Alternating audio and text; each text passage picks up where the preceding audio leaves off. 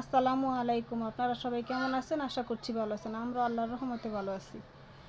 দীর্ঘ 6.5 মাস পরে আমি আবার পুরো নতুন একটা ভিডিও বানাইতেছি।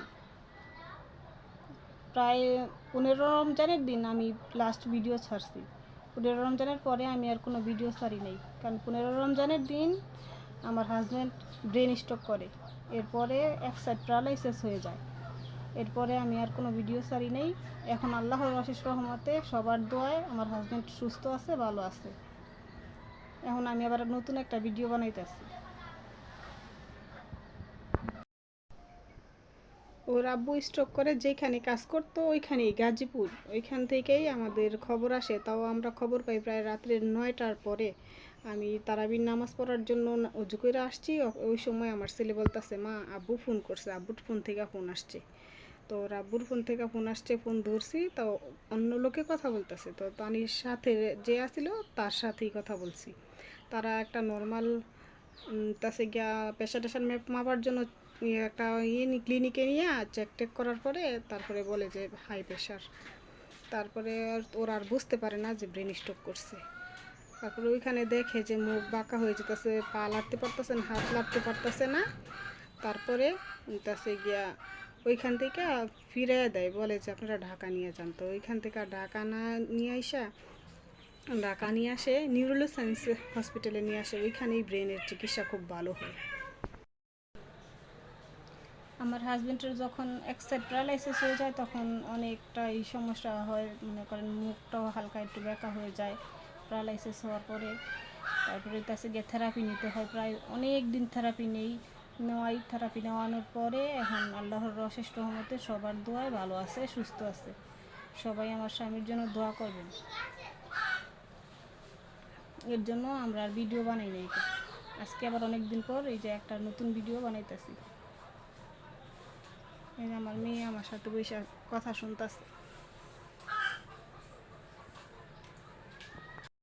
তো ওইখান থেকে খবর আসে যে নিউরো সায়েন্সে নিয়ে আসতেছে। তো আমি, আমার আব্বা আর আমার ছোটো ভাই, আমরা তো ওইখানে যাই। আমাদের যাইতে যাইতে প্রায় রাত্রের 12টা বাজে যায়। যাওয়ার পরে আমরা যাই দেখি যে আমার শাশুড়ি, তারপরে যেই মালিকের কাজ করে ওই মালিকের ওয়াইফ, ওরা যা চিকিৎসার দরকার তারা পরীক্ষা নিরীক্ষা করে কাছে গিয়া চিকিৎসা করার পরে তারা পাইছে যে ব্রেনে একটু রক্তক্ষরণ হয়েছে, রক্ত একটু জমাট আছে। তো যেই পর্যন্ত এখন থাকে ওই ওষুধগুলি চলবে। তো তারপরে আমাদের একটা অ্যাম্বুলেন্স করে বাড়িতে পাঠায় দেয় যে এখানে সিট নেই, এখানে রাখলে আর অসুস্থ হয়ে যাবো, বাড়িতে নিয়ে সেবা করার দরকার, আর থেরাপি নিতে হইব অনেক দিন। তো অনেক দিন থেরাপি নেই, থেরাপি নেওয়াই আমি আমার ছেলে নিয়ে যাই, আমার ছোটো বোনের সাথে যাই। এক এক দিন এক এক সময় নিয়ে যাই, 3-4 ঘন্টা থেরাপি দিয়ে তারপরে আমরা নিয়ে আসি। প্রায় অনেক দিন থেরাপি দেওয়ার পরে এখন আলহামদুলিল্লাহ ওর আব্বু ভালো আছে, সুস্থ আছে। এখন বাসায় নাই, এখন এর জন্য বাইরে আছে। এই যে আমার মেয়ে দেশি মালটা খাইতেছে। এই যে দেশি মালটা, এগুলি এই যে সবুজ সবুজ দেশি মালটা, এগুলি জাম্বুরার মতো, টকও না মিষ্টিও না। এই যে এগুলোর খোসা সব এই যে উঠা যায়। এই যে আমার মেয়ে পছন্দ করে, মেয়ে খাইতেছে। আবার মেয়ের মুখের মধ্যে গাও, ডাক্তারও মেয়ের মালটা লেবু এইসব খাইতে বলছে। এই যে এর জন্য মেয়ের কাইটা দিছি, মেয়ে খাইতেছে। ছেলে আবার এগুলি পছন্দ করে না, মেয়েই পছন্দ করে। কেমন খাও, মজা হইলে খাও। না আমি খাও না। এই যে আমার ছেলে আটা দিয়ে, ডিম দিয়ে, চিনি দিয়ে নিমটির মতন একটা পিঠা তৈরি করব। এই যে আটা নিতেছে।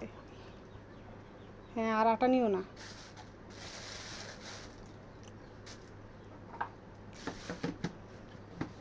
আর তুমি কি শিখতেছ দেখে দেখে? হ্যাঁ, লবণাই না দো ভাইয়ারে।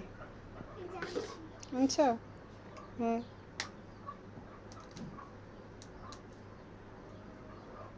এই যে দুই দিকে দুই বিলাই, এই যে বাইরটা বাইরের কাছে আসছে, বোনেরটা বোনের কাছে আছে।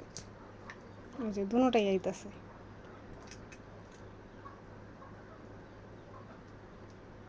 বাবা তাকাও। ওই যে দেয় মুখ দেয়।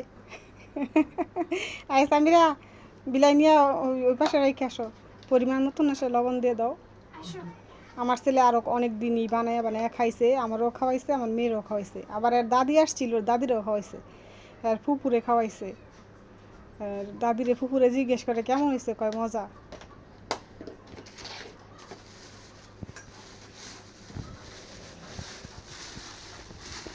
নাও।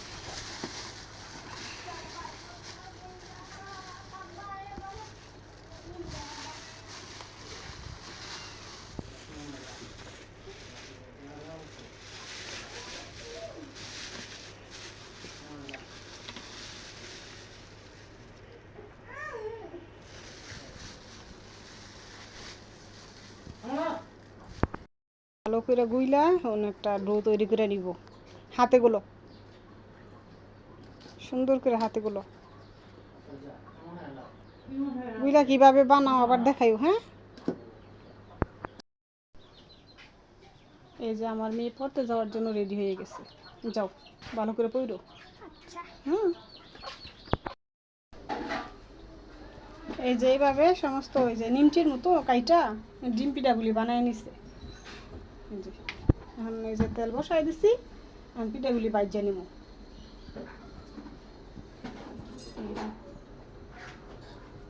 যে 2 প্লেটে রাখছি।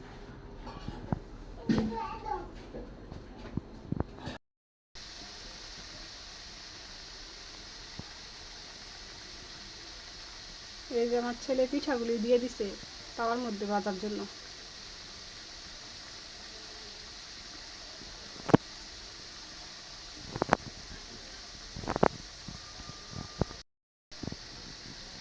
এই যে আমার ছেলে পিঠাগুলি তেলের মধ্যে দিয়ে দিছে ভাজার জন্য, সবগুলি পিঠা বাইজে নিব। এই যে বসাইছে।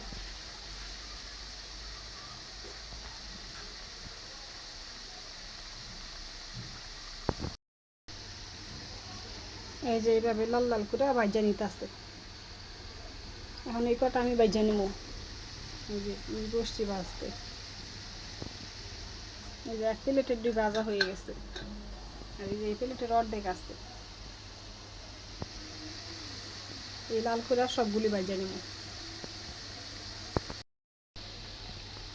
এই যে আমি সব পিঠাগুলি দিয়ে দিচ্ছি তেলের মধ্যে, এগুলি ভাজা হইলেই শেষ হয়ে যাবে ভাজা। এই যে বাকিগুলি সব নামাই নিছি বাইজা।